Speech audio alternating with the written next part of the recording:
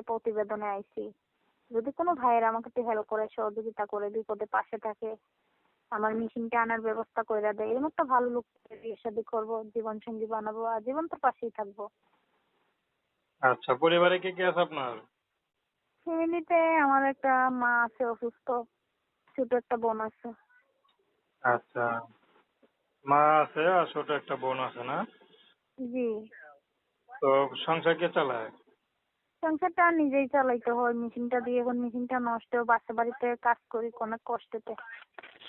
আপনার বয়স কত? হ্যাঁ, বয়স কত আপনার? আমার বয়সটা 18। তা 18, বিয়েরও বয়স হয়ে গেছে। তো একার পক্ষে এত বড় সংসার চালানো কি পারতেছেন? এর জন্যই তো বলতেছি বলতেছি যে একটা ভালো মনের মানুষ পেলে তাকে বিয়ে শাদী করে জীবন সঙ্গী বানাবো।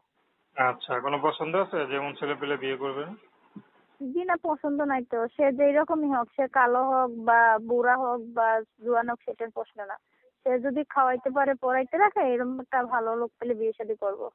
দর্শক, আপনারা সোনালী আপুর কথা শুনলেন। প্রেম ভালোবাসা, সাহায্য সহযোগিতা, বিয়ে শাদী